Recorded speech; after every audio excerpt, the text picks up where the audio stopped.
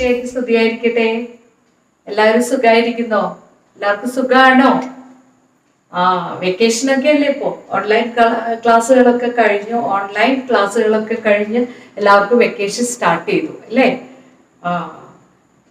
ഇപ്പൊ കോവിഡ് ആയതുകൊണ്ട് ആർക്ക് പുറത്തൊന്നും പോയി ഔട്ടിങ്ങിന് പോവാനോ കളിക്കാനോ ഒക്കെ റെസ്ട്രിക്ഷൻസ് ഉണ്ടല്ലേ ഇപ്പോ. അപ്പൊ നമുക്ക് കൂടുതൽ സമയമുണ്ട് ഇപ്പോ.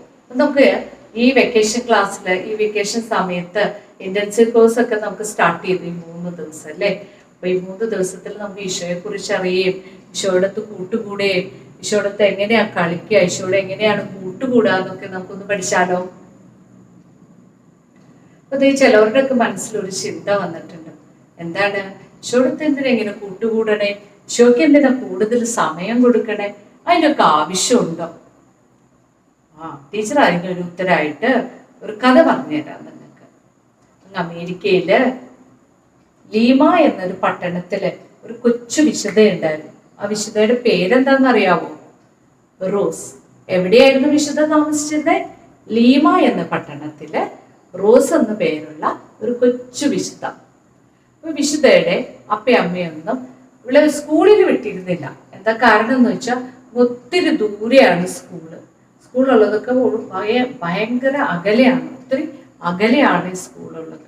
അപ്പൊ അതുകൊണ്ട് തനിച്ച് സ്കൂളിൽ വിടാനായിട്ട് മാതാപിതാക്കൾക്ക് ഭയങ്കര പേടിയായിരുന്നു. അതുകൊണ്ട് കുറച്ച് വലുതായിട്ട് റോസിനെ സ്കൂളിൽ വിടാന്ന് അവർ തീരുമാനിച്ചു. പക്ഷെ റോസിന് എങ്ങനെയാണെന്നോ വായിക്കാനും പഠിക്കാനും ഒക്കെ ഭയങ്കര ഇഷ്ടമായിരുന്നു. മടിയൊന്നുമില്ല, ഈശോയെക്കുറിച്ച് അറിയാനൊക്കെ ഭയങ്കര ആഗ്രഹമായിരുന്നു. അപ്പോൾ റോസിന് എവിടെ നിന്നോ ഒരു ബുക്ക് കിട്ടി. അത് ആരുടെ ബുക്കാണെന്ന് അറിയാമോ? ഒരു വിശുദ്ധയുടെ, കാതറിൻ എന്ന് പറയുന്ന വിശുദ്ധ, സിയാനയിലെ വിശുദ്ധ കാതറിന്റെ ബുക്കാണ് റോസിന് ലഭിച്ചത്. റോസ് അമ്മയുടെ പിറകെ നടന്ന് പറഞ്ഞു, അമ്മേ എന്നെ ഈ ബുക്ക് ഒന്ന് വായിക്കാൻ സഹായിക്കാമോ? അപ്പൊ അമ്മ പറഞ്ഞു, എനിക്ക് ഒരുപാട് പണിയുണ്ട് റോസ്, എനിക്ക് നിന്നെ ഇത് പഠിപ്പിച്ചു തരാനുള്ള സമയമൊന്നുമില്ല. അപ്പൊ അതുകൊണ്ട് നീ പിന്നെ നിന്നെ ഞാൻ പിന്നെ വായിച്ച് നിനക്ക് ഞാൻ കേൾപ്പിച്ചു തരാന്ന് റോസിനോട് പറഞ്ഞു. റോസിന് ഭയങ്കര സങ്കടമായി. റോസ് എന്ത് ചെയ്തെന്നോ, ആ ബുക്ക് കൊണ്ടുവന്ന് ഒരു മുറിക്കകത്ത്, അവരുടെ ഒരു മുറിയില് ഉണ്ണീശോയുടെ ഒരു രൂപം ഉണ്ടായിരുന്നു. ആ രൂപത്തിന്റെ അടുത്ത് കൊണ്ടുവന്ന് ഈ ബുക്ക് കൊണ്ടുവന്ന് വെച്ചിട്ട്, പുസ്തകം വെച്ചിട്ട് ഉണ്ണീശോട് പരാതി പറഞ്ഞു. ഉണ്ണീശോയുടെ മുമ്പിൽ ഇരുന്ന് ഒത്തിരി കരഞ്ഞു. എന്നിട്ട് പറഞ്ഞു, നീ എന്നെ ഒന്ന് പഠിപ്പിച്ചു തരാമോ? എന്നെ ആരും പഠിപ്പിച്ചു തരാനില്ല, എനിക്ക് ആരും ഈ കഥയൊന്നും വായിക്കാൻ എന്നെ ആരും സഹായിക്കുന്നില്ല. ഒത്തിരി നേരം അവിടെ ഇരുന്ന് കരഞ്ഞു കഴിഞ്ഞപ്പോ ഇനി അവിടെ നിന്ന് എഴുന്നേറ്റ് ചേട്ടന്റെ അടുത്തേക്ക് റോസ് ചെന്നു. ചേട്ടനെ അവിടെയൊക്കെ നോക്കിയിട്ട് ചേട്ടനെ കാണാനില്ല. ചേട്ടൻ എന്ത് പണിയൊപ്പിച്ചു? ചേട്ടൻ കൂട്ടുകാരൊക്കെ ഒരുമിച്ച് കളിക്കാനായിട്ട് പോയി. അപ്പൊ അത് കൂടുതൽ സങ്കടപ്പെടുത്തി റോസിനെ. റോസ് അപ്പൊ മുറ്റത്തേക്ക് ഇറങ്ങി, വളരെ സങ്കടപ്പെട്ടിട്ട് മുറ്റത്തേക്ക് ഇറങ്ങി. അങ്ങനെ മുറ്റത്ത് ഇങ്ങനെ സങ്കടപ്പെട്ട് നിൽക്കുന്ന സമയത്ത് ഇതാ ഗേറ്റ് കിടന്നിട്ട് ഒരു നല്ല ഭംഗിയുള്ള ഒരു കോമളനായ ഒരു ബാലൻ ഇതാ ഗേറ്റ് കിടന്ന് അവളുടെ അടുത്തേക്ക് വരുന്നു. അങ്ങനെ ചോദിച്ചു, ഇത് ആരാണാവോ എന്നിങ്ങനെ ചിന്തിച്ചപ്പോ ആ കുട്ടി അടുത്ത് വന്നിട്ട് ചോദിച്ചു, എന്താ ഇങ്ങനെ വിഷമിച്ച് നിൽക്കണേ എന്ന് റോസിനോട് ചോദിച്ചു. അപ്പൊ റോസ് പറഞ്ഞു, എനിക്ക് കളിക്കാൻ ആരും കൂട്ടില്ല. അപ്പൊ ബാലൻ പറഞ്ഞു, എന്നാൽ നമുക്ക് കളിച്ചാലോ?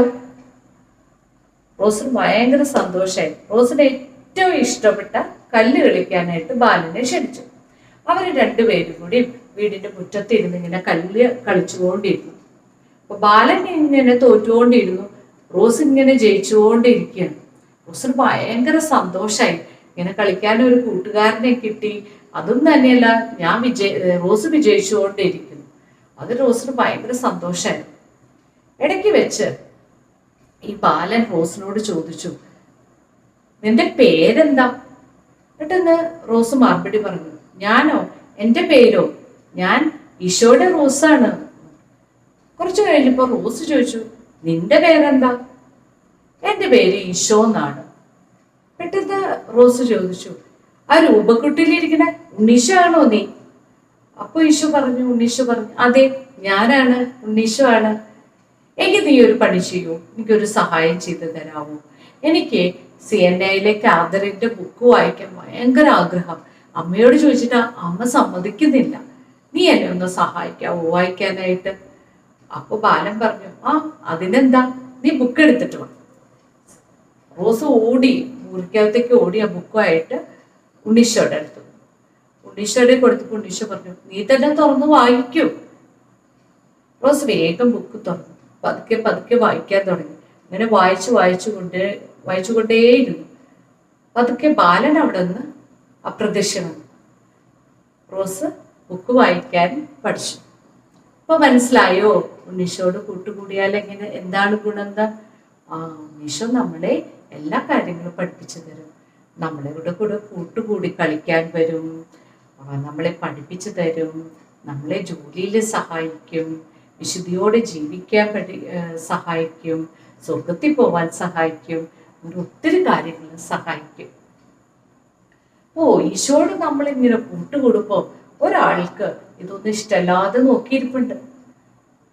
ആരാണെന്ന് നിങ്ങൾക്കൊന്ന് പറയാമോ? അത് മറ്റാരുമല്ല.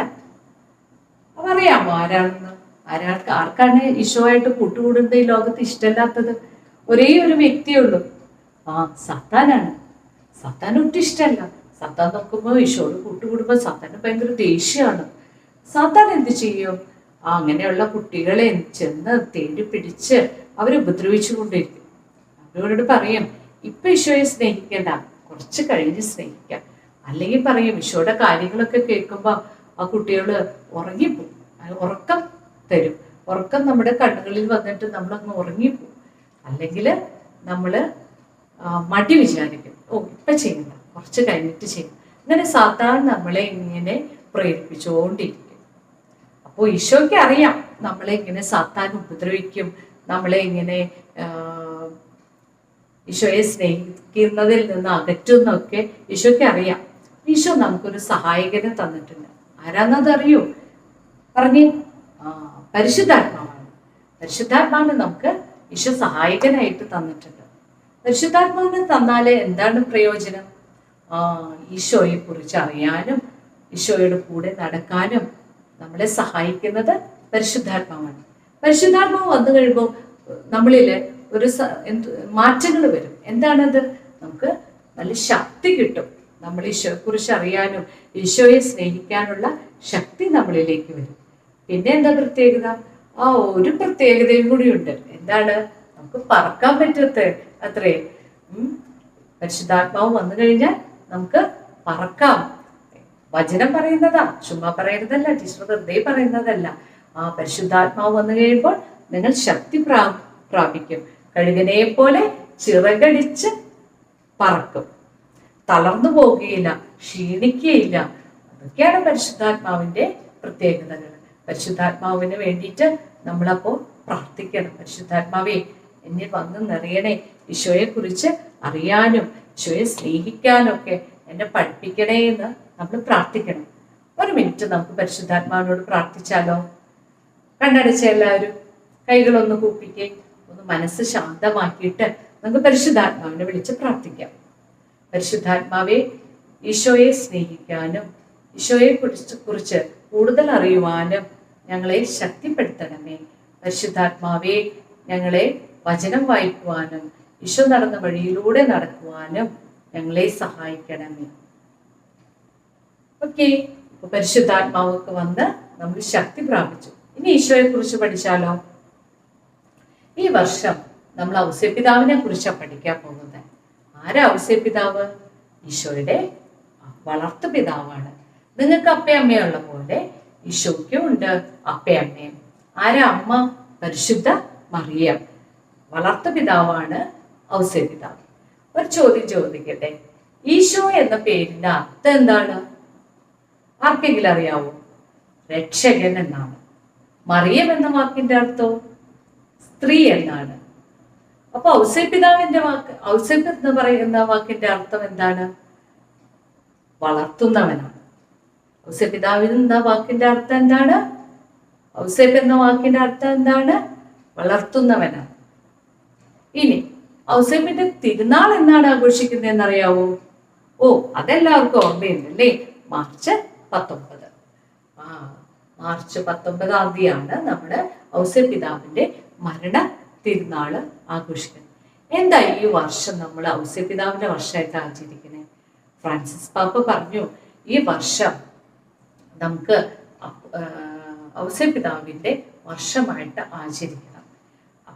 ഫ്രാൻസിസ് പാപ്പ തൻ്റെ അപ്പസ്തോലിക ലേഖനത്തിലൂടെ, പാട്രിസ് ക്വാഡ്ര എന്ന് പറയുന്ന അപ്പസ്തോലിക ലേഖനത്തില് ഇങ്ങനെ എല്ലാ വിശ്വാസികളോടും ഈ വർഷം ഔസേപിതാവിന്റെ വർഷമായിട്ട് ആചരിക്കണമെന്ന് പ്രഖ്യാപിച്ചിട്ടുണ്ട്. കാരണം എന്താണെന്നറിയാവോ? 9-ാം പിയൂസ് മാർപ്പാപ്പ തിരുസഭയുടെ കാവൽക്കാരനായിട്ട് ഔസേപിതാവിനെ പ്രഖ്യാപിച്ചിട്ട് ഇപ്പോൾ 150 വർഷം തികഞ്ഞിരിക്കുന്നു. എത്ര വർഷം? 150 വർഷം. എന്താണ് പ്രത്യേകത? തിരുസഭയുടെ കാവൽക്കാരനായിട്ട് ഔസേപിതാവിനെ പ്രഖ്യാപിച്ചിട്ട് 150 വർഷം. എല്ലാവരും മനസ്സിൽ ഓർത്തു വെക്കണം കേട്ടോ. ഇനി എന്തുകൊണ്ടാണ് പിതാവായ ദൈവം ഔസേപിതാവിനെ തൻ്റെ ഉണ്ണീശോയുടെ തൻ്റെ മകന്റെ വളർത്തു പിതാവായിട്ട് തെരഞ്ഞെടുത്തതെന്നത് നിങ്ങൾ ചിന്തിച്ചിട്ടുണ്ടോ? എന്തുകൊണ്ടാണ് ഔസേപിതാവിനെ അങ്ങ് തെരഞ്ഞെടുത്തത്? ഔസേപിതാവിന്റെ മാതാപിതാക്കൾ ആരാണെന്ന് അറിയാവോ? യാക്കോബും റാഹേലും എന്നാണ് പേര്. ഔസേപിതാവിന്റെ മാതാപിതാക്കൾക്ക് കുട്ടികൾ ഉണ്ടായിരുന്നില്ല. 8 വർഷം പ്രാർത്ഥിച്ചൊരുങ്ങിയതിന് ശേഷമാണ് ഔസേപിതാവ് അപ്പൊ പ്രാർത്ഥിച്ചൊരുങ്ങിയ കുട്ടിയായതുകൊണ്ട് തന്നെ വളരെ വിശുദ്ധനായ ഒരു കുട്ടിയായിരുന്നു ഔസേപിതാവ്. വളരെ ശാന്തനായിരുന്നു അത്രേ. ആരോടൊന്നും വഴക്ക് കൂടാനൊന്നും പോവില്ല. വളരെ വിശുദ്ധിയോടെ ജീവിച്ച ഒരു കുട്ടിയായിരുന്നു ഔസേപിതാവിന്റെ പ്രത്യേകതകളൊക്കെ നമുക്കൊന്ന് നോക്കിയാലോ. ഔസേപിതാവ് വളരെ നിശബ്ദതയോടെയാണ് എല്ലാ കാര്യം. ശാന്തതയായിരുന്നു ആദ്യത്തെ ഗുണം. പിന്നെ എപ്പോഴും ദൈവത്തിന്റെ സ്വരം ശ്രവിക്കാൻ, എല്ലാ കാര്യത്തിലും ദൈവസ്വരം ശ്രവിക്കാനായിട്ട് ശ്രദ്ധിച്ചിരുന്നു. പിന്നെ സമ്പത്തിനോടൊന്നും വലിയ ആഗ്രഹമൊന്നും ഉണ്ടായില്ല. നമ്മളൊക്കെ ആണെങ്കിലും എത്ര പൈസ കിട്ടിയാലും ഇനിയും ഉണ്ടാക്കണം എന്ന് ആഗ്രഹമായിരിക്കും അല്ലേ? ഔസേപിതാവിന് അങ്ങനെ ഉണ്ടായില്ല. എന്തു പണി ചെയ്യാനും ഔസേപിതാവിന് മടിയില്ല. ഔസേപിതാവ് എന്ത് ചെയ്യും?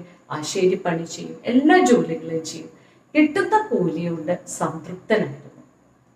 ഇനി അടുത്തൊരു ഗുണം എന്തായിരുന്നു എന്നറിയോ? അതെല്ലാവർക്കും അറിയാം. ഔസേപിതാവ് നീതിമാനായിരുന്നു. എന്താ നീതിമാൻ എന്ന് പറയുമ്പോൾ? അതായത് നമ്മളോട് ആരെങ്കിലും ഒക്കെ ഒരു തെറ്റ് ചെയ്താൽ നമ്മൾ എന്ത് ചെയ്യും? അവന് ശിക്ഷ കിട്ടണമെന്ന് പറയും. ഔസേപിതാവ് അങ്ങനെയല്ലായിരുന്നു.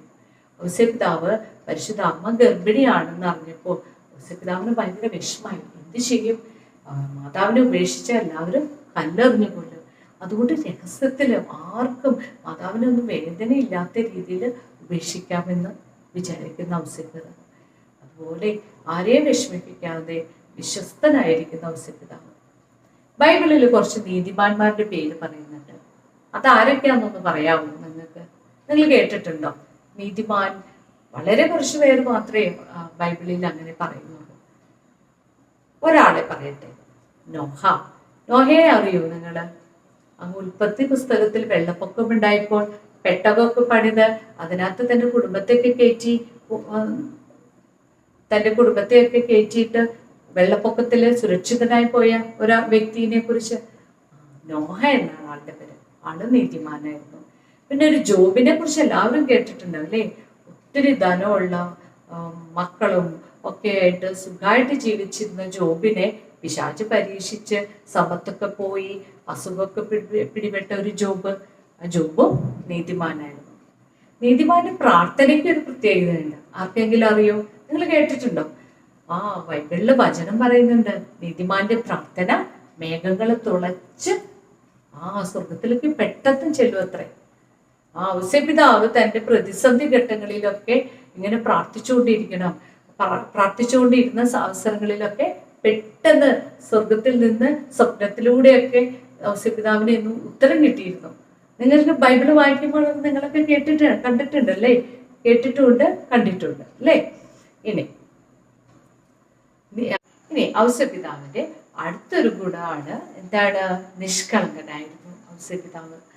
ഔസേപിതാവിന്റെ നിഷ്കളങ്കതയെ കുറിച്ച് ഓർത്തപ്പോഴാണ് ടീച്ചർക്ക് ഒരു കഥ ഓർമ്മ വന്നത്.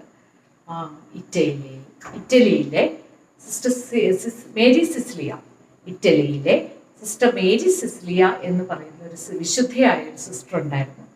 ഒരു ദിവസം ഈ സിസ്റ്ററിന് ഒരു ദർശനം ഉണ്ടായിരുന്നു. എന്താണെന്ന് അറിയാമോ? നിങ്ങൾ കേട്ടിട്ടുണ്ടോ? കേട്ടിട്ടില്ല അല്ലേ? ടീച്ചർ പറഞ്ഞുതരാം.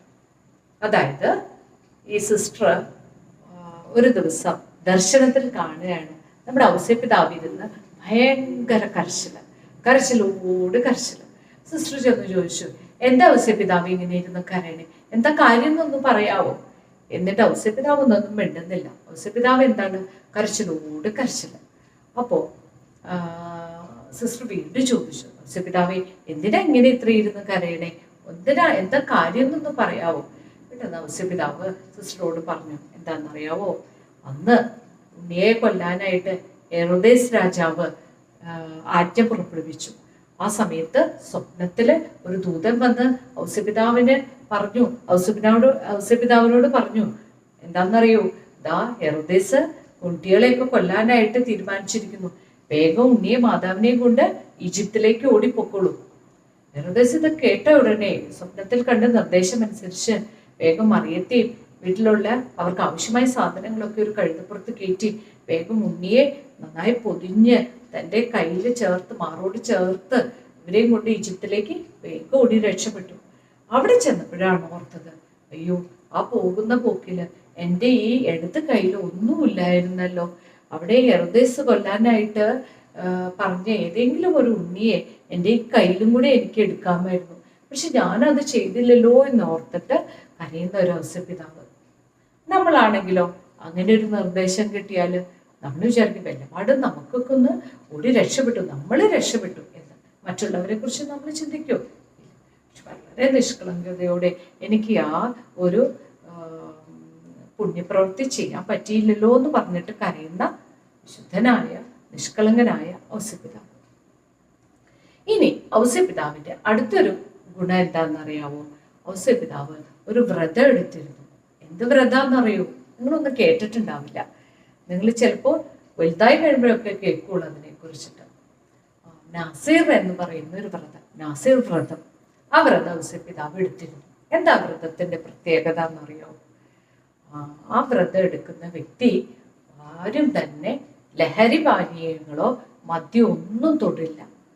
പിന്നെ അവരുടെ താടിയോ മുടിയോ ഒന്നും മുറിക്കില്ല. വീണ്ടും അവര് എന്നും ദൈവത്തിന് ബലി അർപ്പിച്ചിരുന്നു, പ്രായശ്ചിത്ത ബലി അർപ്പിക്കുമായിരുന്നു. കൂടാതെ കർത്താവിന് തന്നെ തന്നെ ബലി അർപ്പിച്ചിരുന്നു, തന്നെ തന്നെ സമർപ്പിച്ചിരുന്നു. കൂടാതെ തന്നെ തന്നെ പൂർണ്ണമായിട്ട് ദൈവത്തിന് സമർപ്പിച്ചു. അപ്പൊ നാസർ വ്രതത്തിന്റെ പ്രത്യേകത എന്താണെന്നൊന്നും കൂടി പറയട്ടെ. ആ വ്രതം എടുത്തിരിക്കുന്ന വ്യക്തി ഒരിക്കലും തൻ്റെ താടിയോ മുടിയോ മുറിക്കില്ല. ലഹരി പാനീയങ്ങളോ വസ്തുക്കളോ മദ്യമോ ഒന്നും തന്നെ കഴിക്കുകയില്ല. കൂടാതെ ദൈവത്തിന് തന്നെ തന്നെ സമർപ്പിച്ച വ്യക്തിയാണ്. പിന്നെ എന്താണെന്ന് അറിയോ? പ്രായശ്ചിത്ത ബലി അർപ്പിക്കും. അങ്ങനെ വിശുദ്ധിയോടെ ജീവിച്ച ഔസേപ്പിതാവ്. ആ വിശുദ്ധിയോട് ജീവിച്ചതുകൊണ്ടാണ് പിതാവായ ദൈവം ഔസേപ്പിതാവിനെ ഉണ്ണീശോയുടെ പാലകനായിട്ട് തെരഞ്ഞെടുത്തത്. അപ്പോൾ വിശുദ്ധിയോട് ജീവിക്കാനായിട്ടാണ് ഈശോ നമ്മളോട് പറയുന്നത്. നമ്മുടെയൊക്കെ ലക്ഷ്യം എന്താ? നമ്മളൊക്കെ വിശുദ്ധിയോടെ ജീവിച്ചിട്ട് സ്വർഗത്തിൽ പോകണം. നമുക്കൊക്കെ വേണ്ടേ? സ്വർഗത്തിൽ പോട്ടെ എല്ലാവർക്കും. നമ്മള് വിശുദ്ധിയോടെ ജീവിക്കാനാണ് ഈശോ നമ്മളോട് പറയുന്നത്. ഔസേപ്പിതാവിന്റെ ജീവിതത്തില് ഔസേപ്പിതാവ് എന്താ ചെയ്തത്? തന്നെ ഏൽപ്പിച്ച ഉത്തരവാദിത്തങ്ങള്, അതായത് പിതാവായ ദൈവം തന്നെ ഏൽപ്പിച്ച എല്ലാ ഉത്തരവാദിത്തങ്ങളും വിശുദ്ധിയോടെ നിർവഹിച്ച് വിശുദ്ധിയിലേക്ക് പോയി. വിശുദ്ധിയിൽ ജീവിച്ച് സ്വർഗത്തിലേക്ക് പോയി. ഔസേപ്പിതാവ് എന്താ ചെയ്തേ? പിതാവായ ദൈവം തന്നെ ഏൽപ്പിച്ച ഉത്തരവാദിത്തങ്ങള് വിശുദ്ധിയോടെ ചെയ്ത് സ്വർഗത്തിൽ പോയി. നമ്മുടെ ജീവിതത്തിൽ നമുക്ക് തന്നിരിക്കുന്ന ഉത്തരവാദിത്തങ്ങൾ, ഒരു കുട്ടിയായിരിക്കുമ്പോൾ നിങ്ങളുടെ ഉത്തരവാദിത്തങ്ങൾ എന്തൊക്കെയാണ്? നന്നായി പഠിക്കുക, മറ്റുള്ളവരെ സഹായിക്കുക, മാതാപിതാക്കളെ അനുസരിക്കുക, നന്നായി പ്രാർത്ഥിക്കുക, നന്നായി കളിക്കുക, ചെയ്യാൻ പറ്റുന്ന ഉപകാരങ്ങളൊക്കെ മറ്റുള്ളവർക്ക് ചെയ്യുക, ഈശോയെ സ്നേഹിക്കുക, ഈശോയുടെ കുറിച്ച് മറ്റുള്ളവർക്ക് പറഞ്ഞു കൊടുക്കുക. നമ്മുടെ ഉത്തരവാദിത്തങ്ങളെല്ലാം ഈശോയുടെ കൂടെ ചെയ്യുമ്പോൾ നമ്മൾ ആരാകും? വിശുദ്ധരാകും. നമ്മൾ ഈ വെക്കേഷനിൽ നാളെ തൊട്ടിട്ട് നമ്മൾ എന്ത് ചെയ്യണം? രാവിലെ ഉണരുന്നത് ആരോടൊപ്പമായിരിക്കണം? ഈശോടൊപ്പമായിരിക്കണം. പല്ലു തേക്കുന്നതോ ഈശോടൊപ്പമായിരിക്കണം. ഈശോട് പ്രാർത്ഥിക്കണം, സംസാരിക്കണം. പഠിക്കുന്നത് ആരോടൊപ്പമായിരിക്കണം? ഈശോടൊപ്പമായിരിക്കണം. കളിക്കുന്നത് ആരോടൊപ്പമായിരിക്കണം? ഈശോടൊപ്പമായിരിക്കണം. ഉറങ്ങുന്നത് ആരോടൊപ്പമായിരിക്കണം? ഈശോടൊപ്പമായിരിക്കണം. തൻ്റെ മുമ്പിൽ വരുന്ന എല്ലാ സഹായം ചോദിച്ചു വരുന്ന എല്ലാവരെയും നമ്മൾ സഹായിക്കാൻ മാക്സിമം പരിശ്രമിക്കണം. ഒരു മിഠായി കിട്ടിയാൽ അതെല്ലാവരുമായിട്ട് പങ്കുവെക്കണം. അങ്ങനെ വിശുദ്ധിയിൽ ജീവിക്കാനായിട്ട് പരിശ്രമിക്കുമ്പോൾ നമ്മൾ ആരാകും? വിശുദ്ധരാകും. നിങ്ങളൊക്കെ വിചാരിക്കുന്നുണ്ടാവും, ഔസേപ്പിതാവ് 2000 വർഷങ്ങൾക്ക് മുമ്പ് ജീവിച്ച വ്യക്തി, ഇപ്പൊ ഇതൊക്കെ സാധ്യമാണോ? അങ്ങനെ വിശുദ്ധിയിലൊക്കെ ജീവിക്കാൻ സാധ്യമാണോ എന്ന് നിങ്ങൾ ചിന്തിക്കേണ്ടാവും. പക്ഷെ നമുക്കൊരു വിശുദ്ധനുണ്ട്.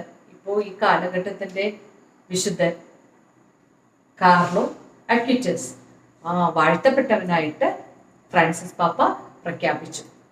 ഇനി കുറച്ച് കഴിയുമ്പോൾ വിശുദ്ധനായിട്ട് പ്രഖ്യാപിക്കും. അപ്പോൾ നമുക്ക് ആ വിശുദ്ധ കാർലോ അക്വിറ്റസിന്റെ വീഡിയോ ഒന്ന് കണ്ടാലോ?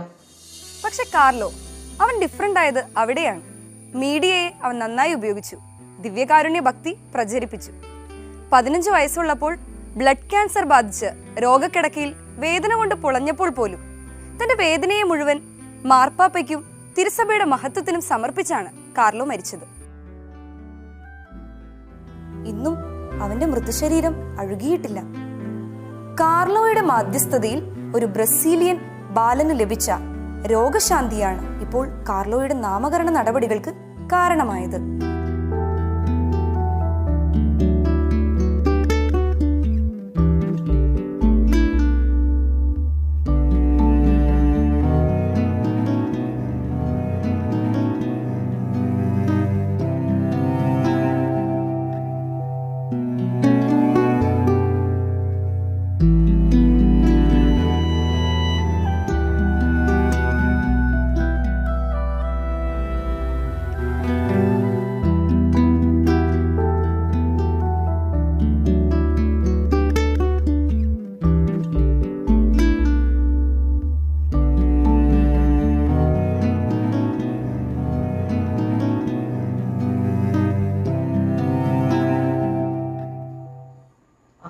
നിങ്ങൾ കണ്ടില്ലേ കാർലോ അക്വിറ്റസ് എങ്ങനെയാണ് വിശുദ്ധനായി ജീവിച്ചതെന്നൊക്കെ? നമ്മൾ ആരാവാൻ വേണ്ടി വിളിക്കപ്പെട്ടവരാണ്? വിശുദ്ധരാവാൻ വേണ്ടി വിളിക്കപ്പെട്ടവരാണ്. അപ്പം നമ്മളായിരിക്കുന്നിടങ്ങളിലൊക്കെ നമ്മൾ ചെയ്യുന്ന നമ്മുടെ ഉത്തരവാദിത്തങ്ങളൊക്കെ, നമ്മുടെ ജോലികളെല്ലാം ഈശോടൊത്ത് ചെയ്യുമ്പോൾ നമ്മളും വിശുദ്ധരാകും. നമ്മൾ ഈശോടൊത്ത് നമ്മുടെ ഉത്തരവാദിത്തങ്ങളൊക്കെ ചെയ്യുവാനും ഈശോയുടെ കൂടെ നടക്കാനും ഈശോനെ സ്നേഹിക്കാനും ആരാ നമ്മളെ പഠിപ്പിച്ച് തന്നെ നമ്മളെ സഹായിക്കുന്നത്? പരിശുദ്ധാത്മാവാണ്. എന്നും പരിശുദ്ധാത്മാവിനോട് സഹായം ചോദിക്കണം. പരിശുദ്ധാത്മാവെ നന്മ ചെയ്യാനും ഈശോയെ സ്നേഹിക്കാനും ഈശോയുടെ കൂടെ ആയിരിക്കാനും എപ്പോഴും ഞങ്ങളെ സഹായിക്കണമെന്ന്. അപ്പോൾ ഈ വെക്കേഷനിൽ നമ്മൾ എന്താ ചെയ്യുക? നമ്മളെല്ലാവരും പരിശീലിക്കുന്നത് എന്താണ്? ഈശോയുടെ കൂടെ ഉണർന്ന് ഈശോയുടെ കൂടെ എല്ലാ ഉത്തരവാദിത്തങ്ങളും നമ്മുടെ ജോലികളെല്ലാം ഈശോയുടെ കൂടെ ചെയ്ത് വിശുദ്ധിയിൽ ജീവിച്ച് വിശുദ്ധരായി നമ്മൾ സ്വർഗത്തിൽ പോകും. അപ്പോൾ വീണ്ടും നമുക്ക് കാണാം.